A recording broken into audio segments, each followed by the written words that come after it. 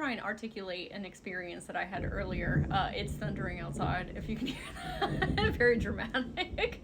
I'm going to articulate an experience that I had in case it helps you on your journey, if it helps you see parts of the ascension process, if it helps reawaken something within you or activate something within you.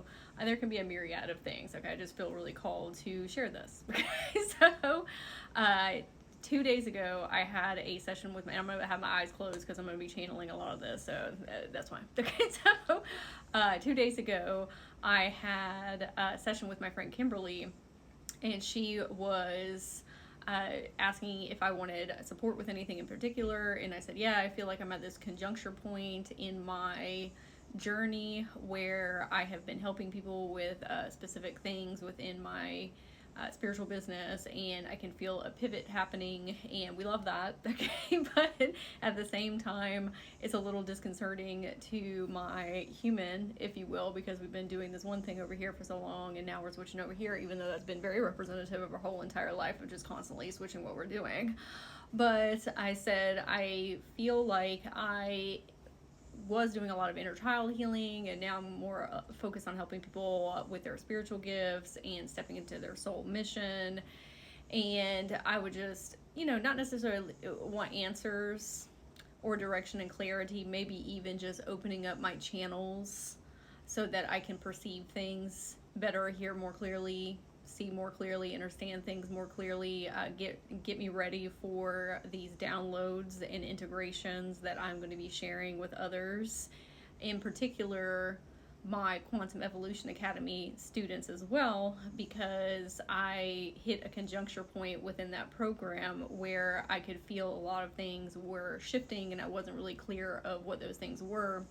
And so it took a little bit of a pause with creating content within it, because I was like, I have a whole bunch of stuff that's downloading in right now. Also, if y'all want the results of that, I've got to take a little break ski and get myself together. Okay, so we went to the session, and it was so incredibly expansive and helped me bring a lot of points together. Everything has been feeling kind of scattered, and this kind of just helped me clink a lot of things in, like more of the puzzle pieces. And in diving into my Akashic records, we found a being very ancient before a lot of the planetary systems that we have now, like Lemuria and Sirius and Mintaka and all of these different things. And she's a part of my cosmic lineage. And I was like, oh, and she is, let's just say, very ancient. Okay? And a lot of my Akasha field was not necessarily allowing me to have access to her or these other aspects of myself because of various things, fears of persecution. I've had some traumatic things happen in regards to being a magical being in this incarnation. Just fears of being on a bigger scale and talking about certain things. Okay. We all know what I'm saying. Okay. And so I not necessarily that I've had these blockers, but I have had these kind of self-imposed impediments, just to be there until the time is right for me to get out of them. Okay. So meeting with her was very intense, because she is such a magical being. Okay, with some magic I had never seen before or experienced before. And I was like, okay, well, I'll make sure I'll go back in, and for her to tear up now, but I will go back in and make sure that I will speak to her. And we're going to talk about that today. Okay, so I also saw where I have been hiding very many facets of myself and not actually showing others what I am capable of doing. I have a lot of gifts and talents and abilities that have not been showcased, for various reasons. And the way that my higher self was showing me the imagery was a portfolio, let's say, that an artist has, okay? And the artist shows their portfolio.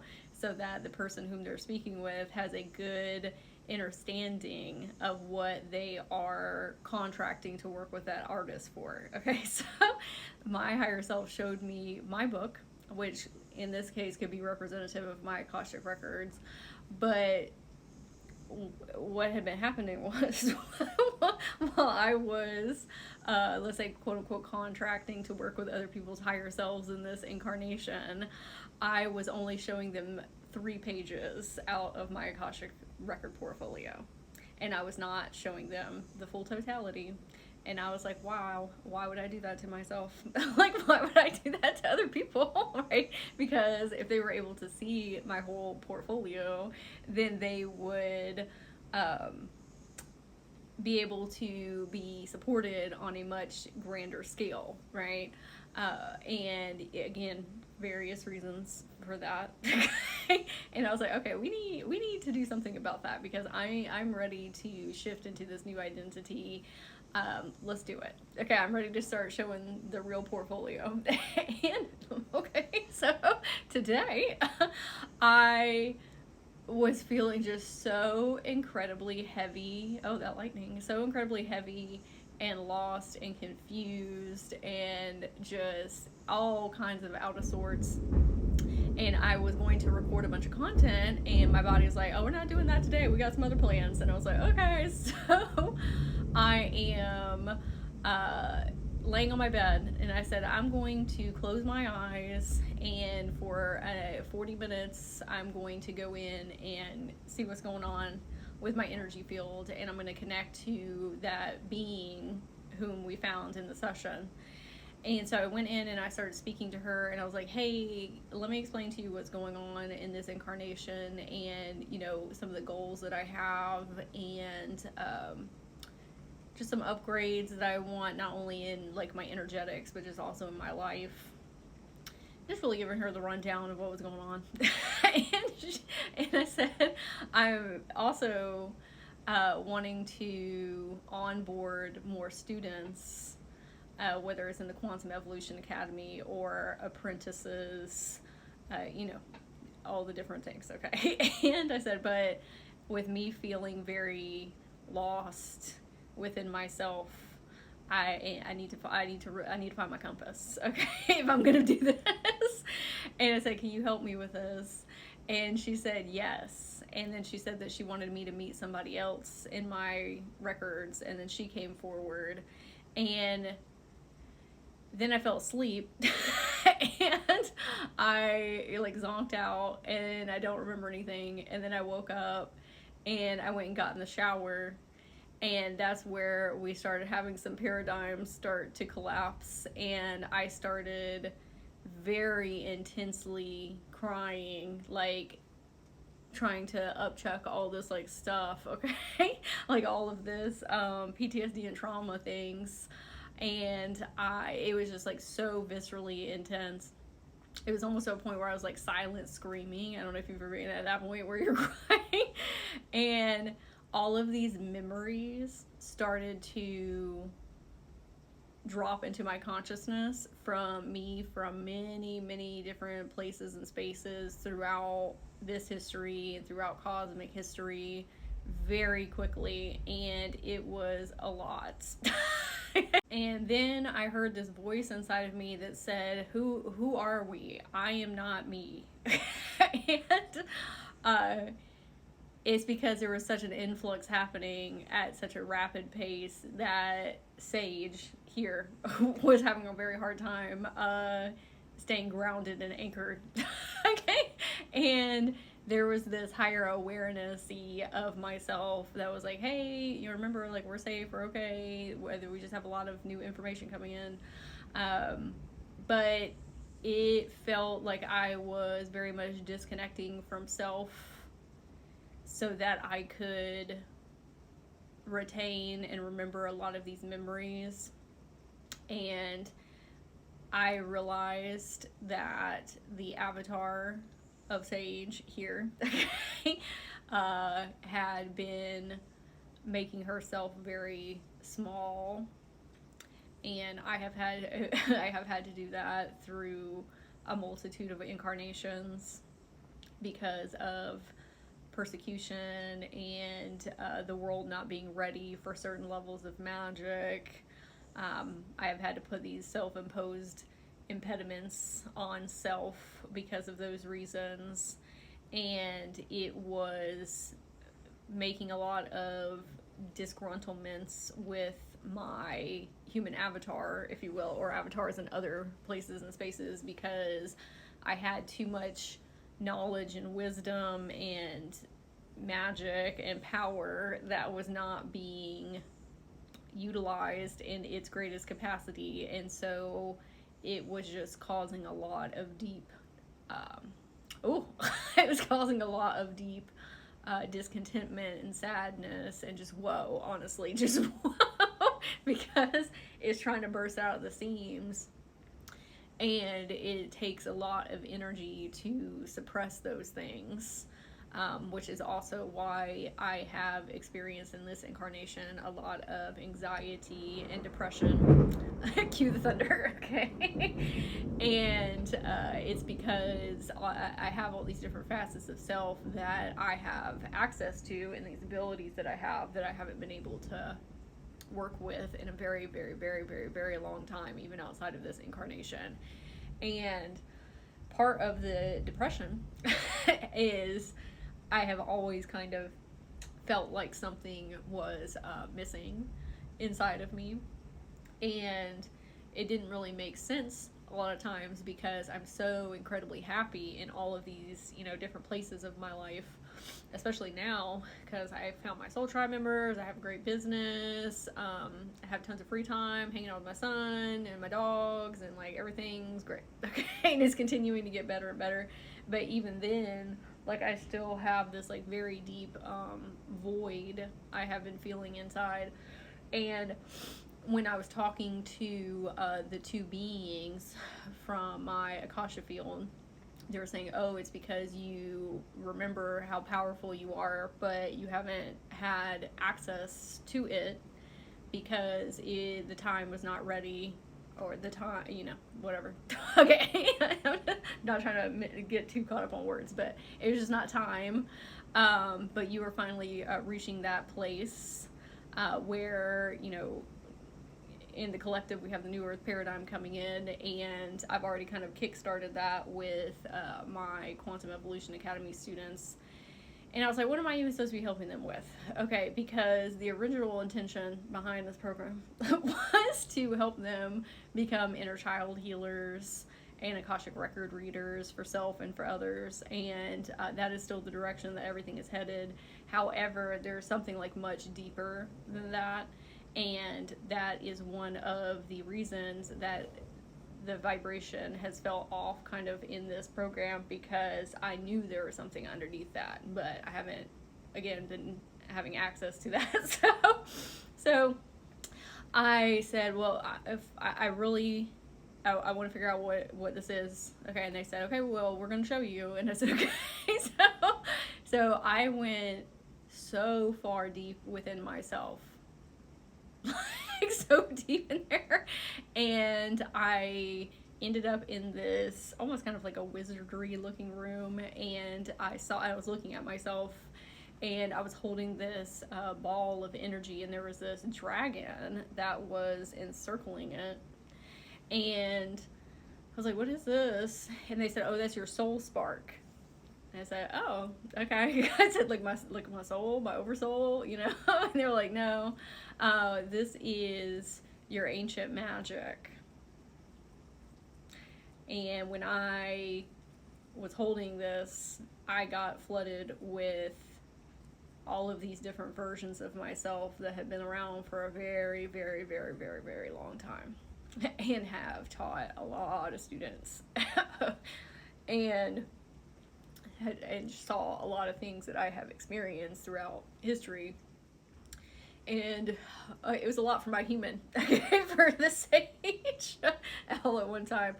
And what they were telling me was that part of my soul mission throughout history is helping people rediscover their soul sparks within themselves, because these soul sparks are with persons who are also holders of ancient magic, and the tutelage that I'm passing on is to help them bring ancient magic back in these different incarnations, and to help the world move into this old phase of being.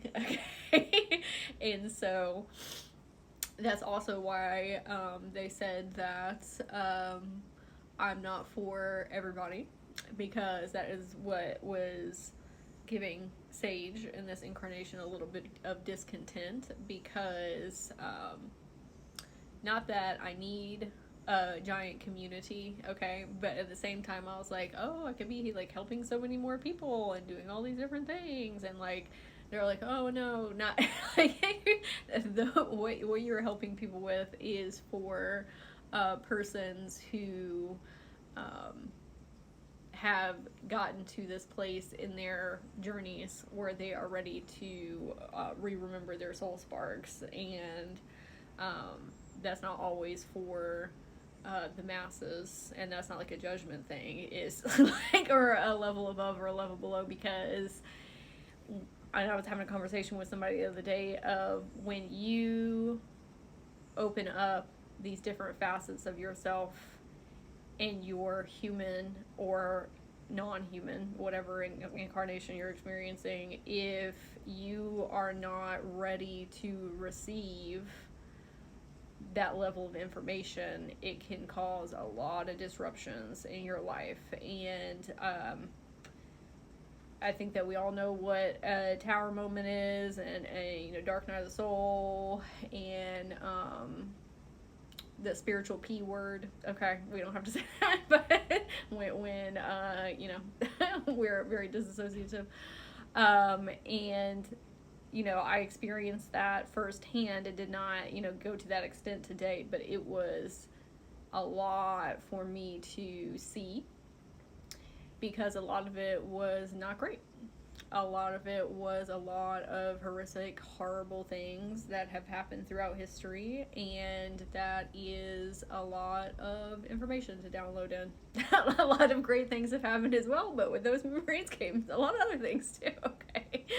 And when you start opening yourself up to being a channeler of different timelines, it can be, kind of overwhelming sometimes, because you're just flooded with so many things, okay, all the time, and you have to have a really good handle on your channels and on your perception abilities and your physical senses, so that way you don't overstimulate your human self, okay? Especially as a human, like there's some other type of incarnations that can handle that structuring a little bit better, but humans are more on the beginning cusps of being able to remember that much of their Akasha fields. So they were explaining that that's also why it took me in this incarnation quite a long time, which it doesn't seem like that. Like in human years, I'm relatively young. Okay, but to me, it feels like it's been a millennium. They said that's why it has taken me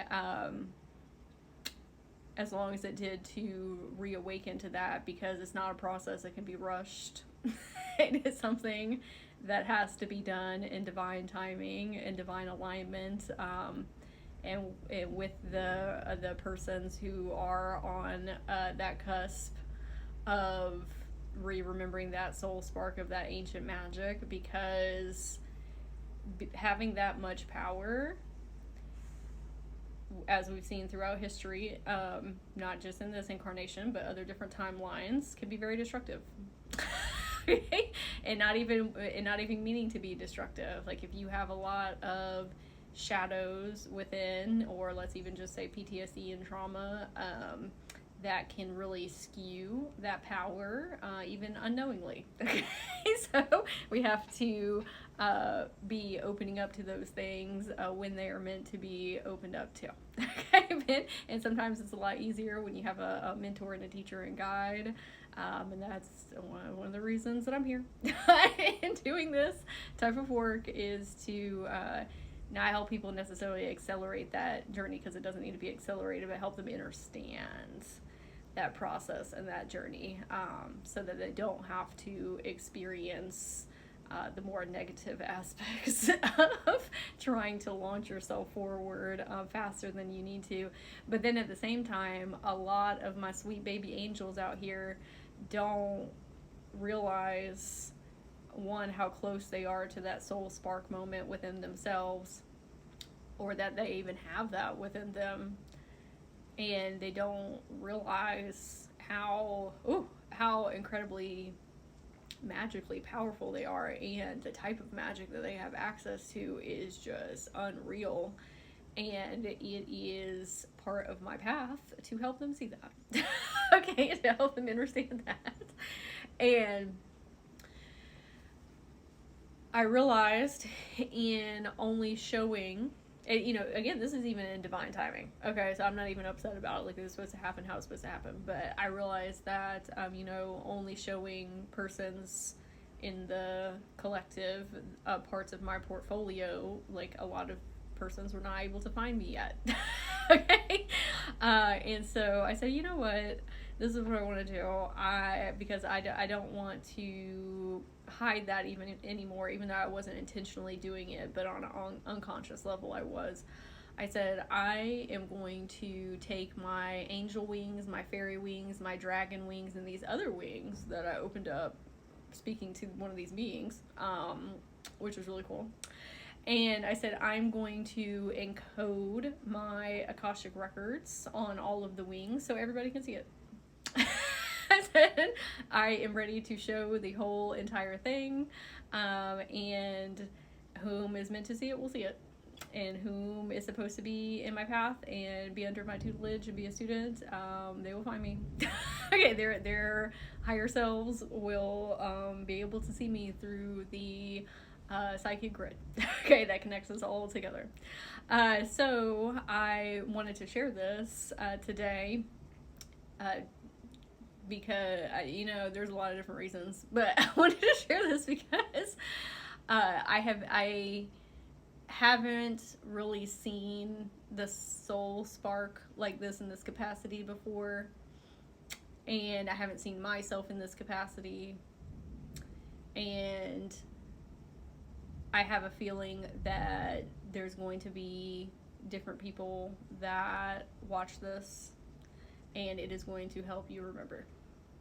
It is going to help you remember that within yourself, and that you are a keeper and a holder of ancient magic in the ancient ways, and that it is time for you to start digging within yourself to find that, and to remember what you are capable of doing in this incarnation, because they showed me the future timeline of where we are headed as a collective, because I have been like, what are we doing?